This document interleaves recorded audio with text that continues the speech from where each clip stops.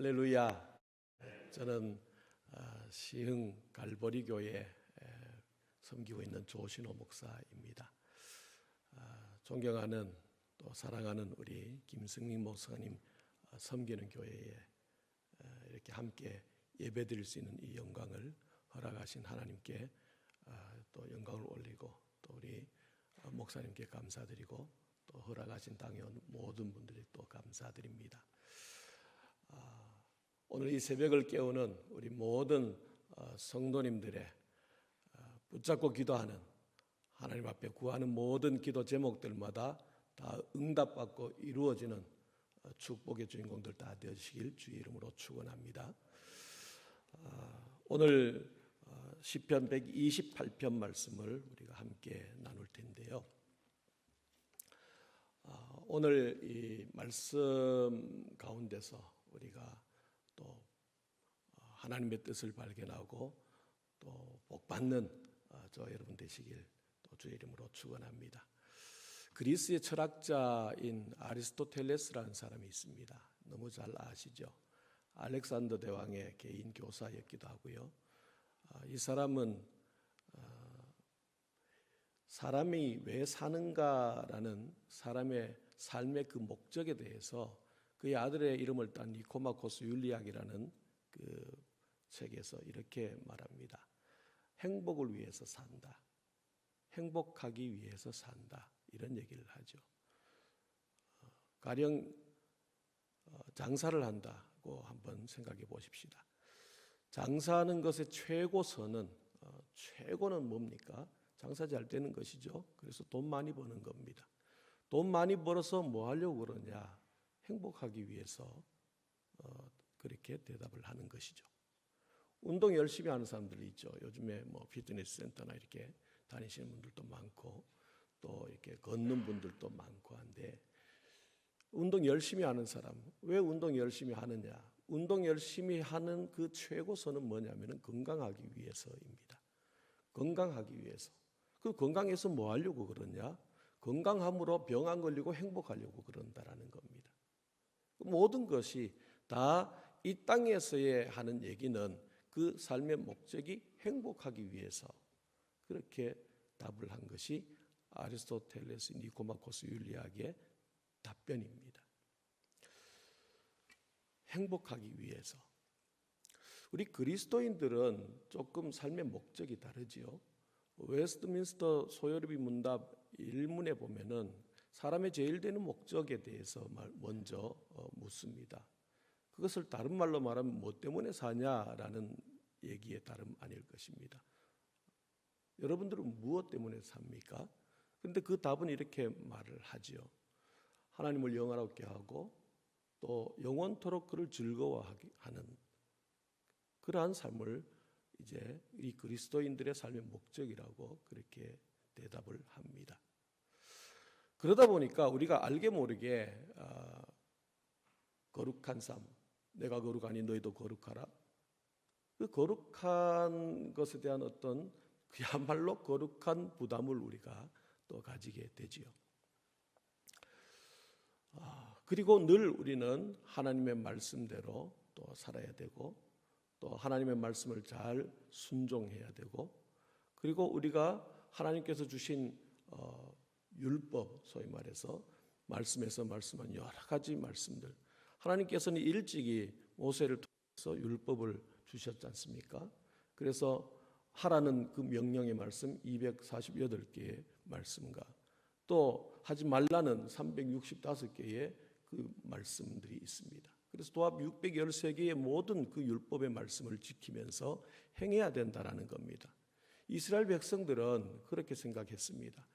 613개를 모든 삶 가운데 늘 지키기 위해서 옷에다가 노수를 달고 늘 그렇게 하나님의 말씀을 기억하고 또 그 말씀을 지키고 그렇게 했음에도 불구하고 완벽하게 그 말씀들을 다 지켜내는 사람은 없었다라는 거죠.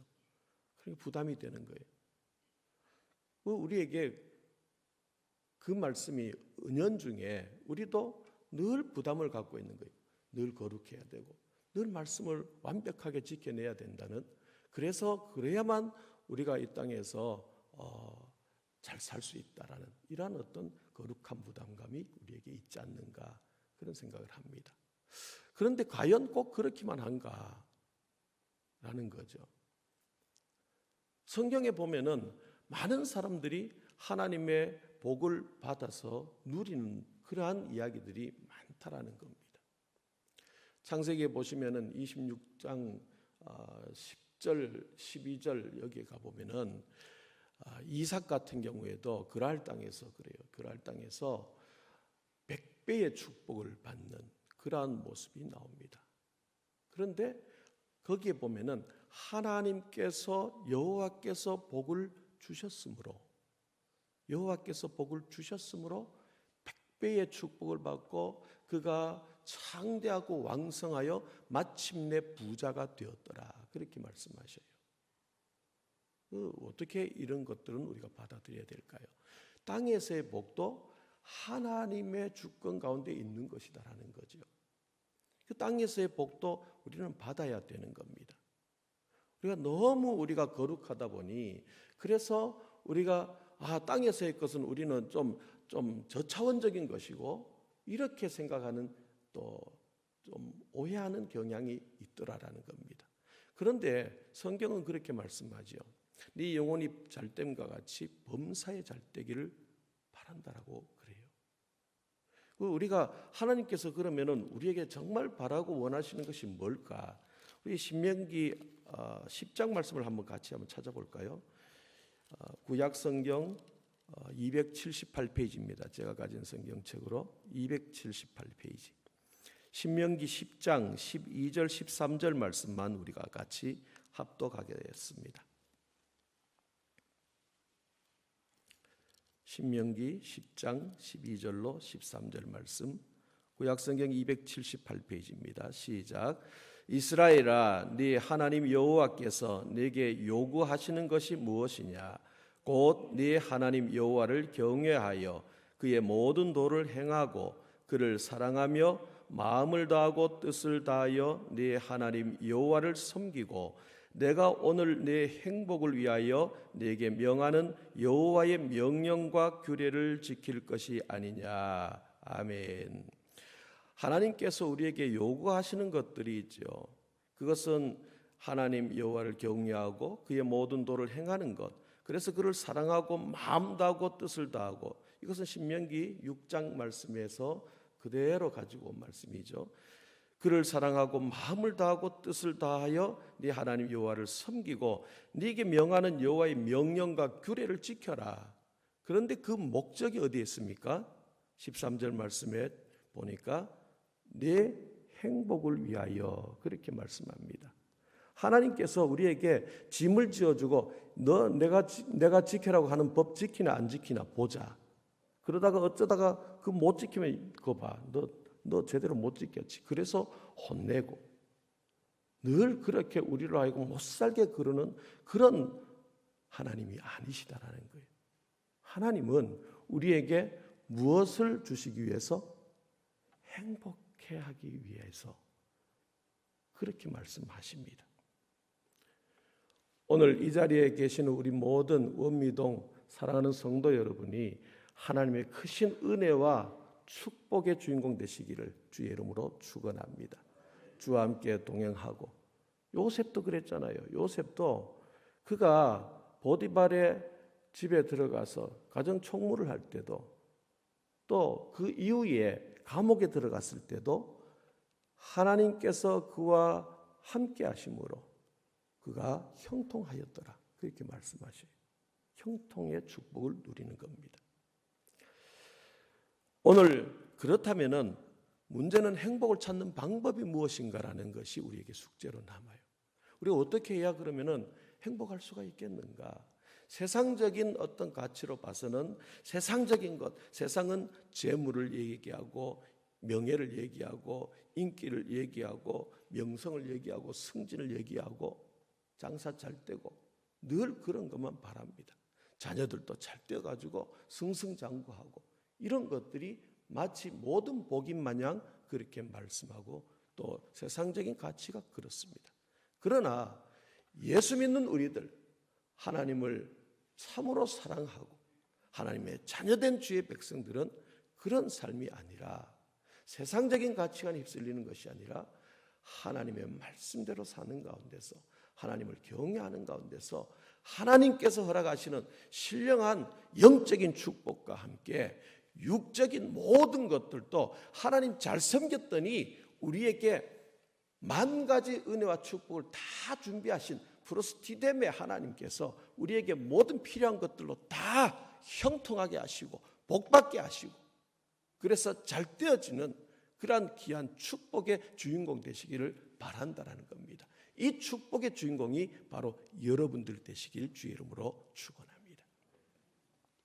여러분 오늘 말씀을 보니까 1절 말씀에 그 복 있는 자가 누구냐라는 조건이 있습니다. 1절 말씀을 봅니다. 여호와를 경외하며 첫 번째 조건이 여호와를 경외하는 자. 하나님을 잘 믿는 자들, 하나님을 잘 경외하는 자들, 외경심을 가지고 경외라는 것이 하나님 두려워할 줄 알아야 되는 겁니다. 교회 오래 다니다 보면 신앙생활 오래 하다 보면은 또 직분이 높아지다 보면은 하나님 두려운 줄 모르는 거예요. 그래서 막말하고 어떨 때는 그냥 권세인 마냥 그렇게 하는 그러한 모습을 봅니다. 그런데 오래 다닐수록 또 직분이 높아질수록 조심해야 됩니다. 하나님 두려워한 줄 알아야 돼요. 그렇게 먼저 여호와를 경외하는 자가 되라 그럽니다. 그 다음에 두 번째 조건이 있는데 그의 길을 걷는 자마다 복이 있도다 그럽니다. 그의 길을 걷는 자마다 오늘 한국교회의 문제점이 무엇이던가요? 믿음은 좋아요. 교회 안에 오면 믿음은 너무 좋아요. 예배 너무 잘 드려요. 기도도 너무 잘해요. 그런데 나아가면은 못되라 하는 거예요. 소위 말해서 신행일치가 안 되는 그러한 삶을 살아가는 사람들을 보면서 그 사람 때문에 문제가 발생하고 그 사람 때문에 한국교회가 어려워지고 소위 말해서 개독교인이라고 이렇게 얘기한다는 거죠. 그런데 적어도 우리 원미동교회 이 자리에 계신 여러분들은 정말 신행일치에 와, 그 사람 바라보면은 하나님께서 살아계시고 역사하신다는 것을 확신할 만한 예수 그리스도의 십자가의 그 은혜와 사랑이 그를 통해서 그를 바라보는 가운데서 느껴지고 그래서 와, 정말 그리스도인이 이런 모습이구나. 영어 사전에 보면은 그리스도인이라는 것은 예수 그리스도의 가르침을 그대로 따라가는 제자들, 그 가르침을 그대로 행하는 제자들을 그리스도인이라고 그럽니다. 오늘 귀한 이 자리에 계신 성도 여러분들이 바로 그 사람이 되어지길, 참으로 이 땅에서 빛과 소금의 사명을 잘 감당하는 귀한 성도들 되시길, 그래서 여러분들을 바라보면서 주님을 만나는 귀한 은혜의 통로가 되시길 주의 이름으로 축원합니다. 자, 그럴 때에 어떤 복이 있느냐? 하나님 잘 섬겼더니 나머지 땅의 것은 따라오는 거예요. 여러분 세상 살아보니까 여러분들 계획하는 대로 다 되던가요? 그렇지 않죠. 내 계획한 대로라면 벌써 큰 갑부가 되어 있어야 될 수도 있고 내 자녀도 정말 잘 되어 있어야 되고, 그런데 그렇지 않다라는 거죠. 저는 이런 부분들에 대해서 어떻게 받아들여야 되지? 겸손해라라는 거예요. 겸손해라. 겸손해라. 내 자녀도 내 마음대로 안 되는 거예요. 겸손해야죠. 내 계획대로 안 되는 거예요.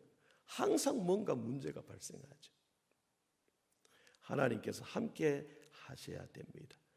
그러니 오늘 1절 말씀에 여호와를 경외하며 그의 길을 걷는 자마다 복이 있는데 그 복을 누리는, 복이 있는 자가 어떤 복을 누리느냐? 2절로 4절까지 말씀 가운데서 그 모습이 있습니다. 네가 네 손이 수고한 대로 먹을 것이라. 네가 복되고 형통하리로다. 네 집 안방에 있는 네 아내는 결실한 포도나무 같으며 내 식탁에 둘러앉은 자식들은 어린 감람나무 같으리로다. 여러분, 네 손이 수고한 대로, 원문에는 네 손이 하는 대로, 내 손의 수고대로 열매가 맺어지는 겁니다. 손 대는 것마다 망하는 사람이 있는가 하면 예수 잘 믿는 사람들, 하나님을 경외하며 그의 도를 행하는 자마다, 그의 길을 걷는 자마다 손 대는 것마다 참으로 형통하고 잘 되어진 축복의 주인공 된다라는 말씀이죠. 여러분, 돈을 쫓아서 살면은 돈이 나에게 안 와요. 그런데 돈이 나를 따라와야 되는 거예요. 그 비결은 하나님을 잘 섬길 때에 하나님께서 나머지는 다 책임져 주신다는 겁니다. 이 은혜와 축복이 여러분들의 것이 되어지시기를 주의 이름으로 축원합니다. 이 6월 첫째 이 주말 토요일 아침을 새벽을 깨우는, 왜 깨웁니까? 하나님의 은혜 받기 위해서, 하나님께서 허락하신 그 축복을, 또 내가 하나님 앞에 내가 간구하는 것이 있잖아요. 그 모든 것들이 하나님 잘 섬겼더니 하나님께서 내게 베풀어 주셨습니다. 그 고백이 이 6월 마지막 날에 하나님 감사합니다, 그 고백이 터져 나오길 주의 이름으로 축원합니다. 수고한 대로 먹을 것이고 네가 복되고 형통할 것이다. 그리고 네 안에는 결실한 포도나무 같고, 여러분 포도나무는 전통적으로 풍성한 거, 열매가 많잖아요. 주렁주렁 달려 있어요. 제가 섬기는 시흥 갈보리 교회 바로 앞에, 정문 바로 앞에 포도밭이 있어요. 시흥 포도가 유명하잖아요. 우리 목사님 이제 저희 교회 또 오실 터인데 나중에 포도 잘 연결하면 제가 선물 보내겠습니다. 그래요. 포도가 달려 있는 거 보면은 주렁주렁 달려 있어요. 그런 은혜가 하나님께서 허락하여 주신다는 겁니다. 그 다음에 보니까 네 식탁에 둘러앉은 자식들은 어린 감람나무 같으리로다. 여러분, 이 감람나무는 이 중국의 감람나무는 좀 다른 겁니다. 이 서남아시아의 이 감람나무 올리브죠. 올리브 나무는요 좀 더디 자랍니다. 아주 더디 자라요. 그래서 최소한 첫 열매를 얻기까지 적어도 7년은 기다려야 됩니다. 이게 다 자라려면 한 15년까지 자라야 된다고 합니다.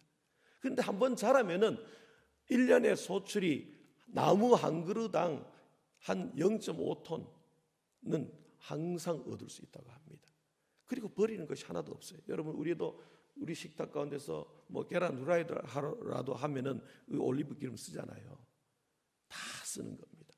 껍질까지도 약재로 쓰고요. 버리는 것이 아무것도 없습니다.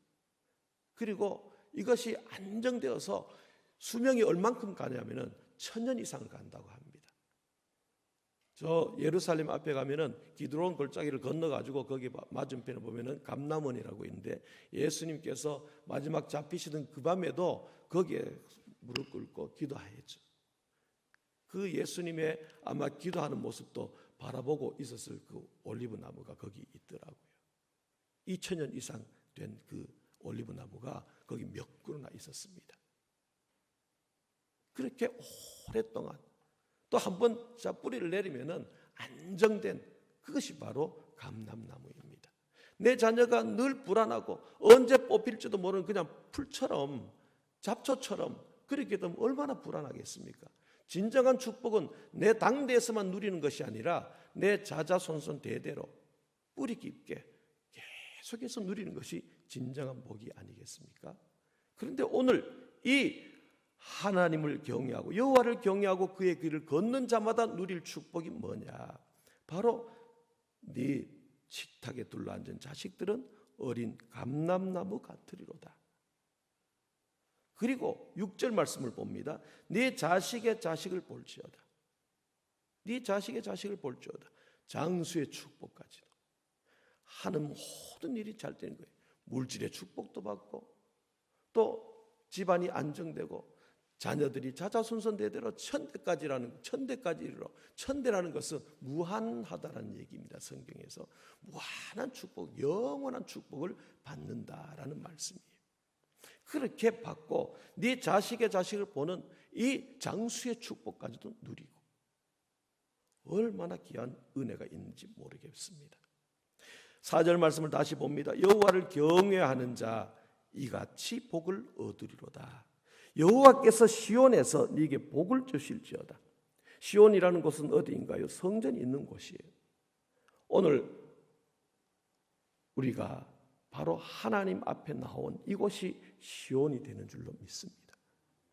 시온에서, 주의 성전에서 네게 복을 주실지어다. 너는 평생의 예루살렘의 번영을 보며 네 자식의 자식을 볼 뿐만 아니라 이스라엘에게, 하나님의 백성들에게 평강이 있을지어다. 모든 것을 다 받아 누리고 물질도 만족하고, 그런데 마음에 평안이 없는 사람도 있어요. 마음에 평안이 없고 늘 불안하고. 제가 옛날에 어떤 기사를 봤는데 그런 기사 있더라고요. 어떤 늘 주먹을 쓰는 사람이, 그 두목이 그래요. 자기가 너무 못된 일을 너무 많이 저질러 가지고 불안해 가지고 늘 잠잘 때에 침대 자기 머리 바로 그 밑에다가 칼을 이렇게 가지고 자는 거예요. 남의 돈을 그렇게 함부로 하고, 부자는 분명히 됐는데 늘 불안해 가지고 칼을 이렇게 늘 베고 자다가 누가 자기를 해코지 하면은 자기가 그거 가지고 사람을 해치려고 그런다고 마음에 불편함이 있고 불안함이 있는 거예요. 그게 참 만족이 있고 참 행복이 있겠습니까? 행복을 위해서 산다고 그랬는데 그거는 속이는 행복이에요.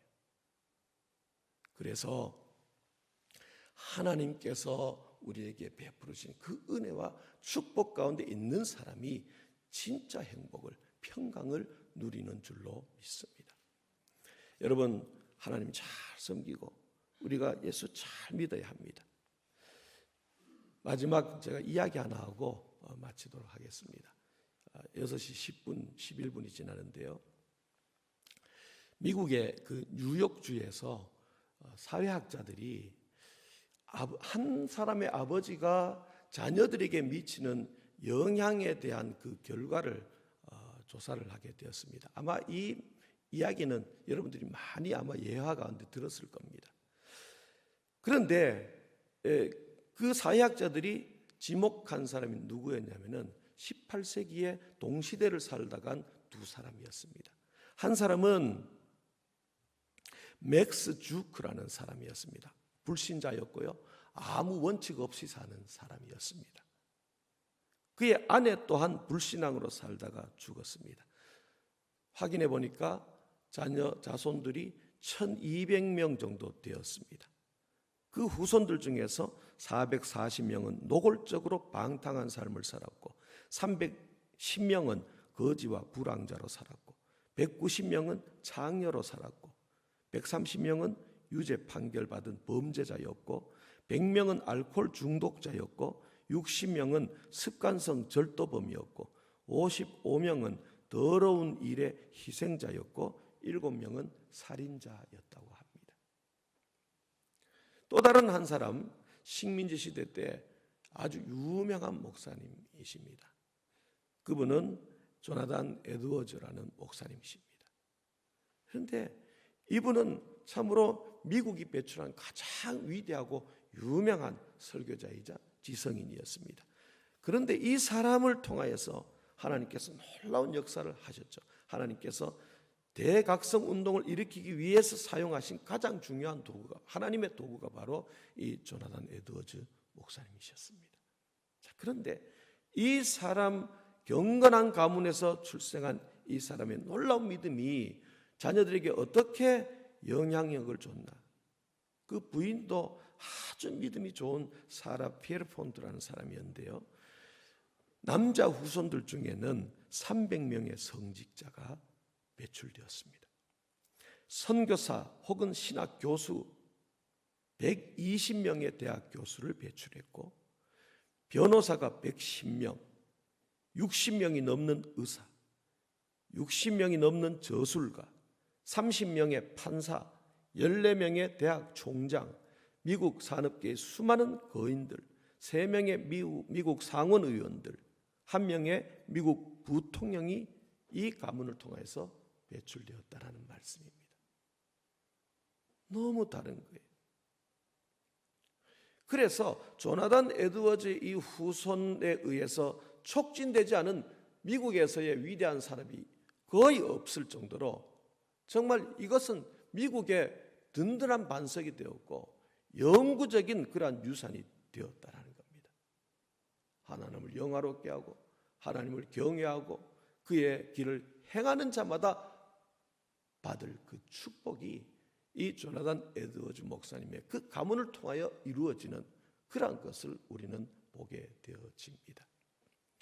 사랑하는 성도 여러분, 오늘 우리 6월을 시작하면서 우리의 삶을 하나님을 경외하고 또 그 말씀에 우리가 순종하면서 기쁨으로 그 길을 행하는 자가 되십시다.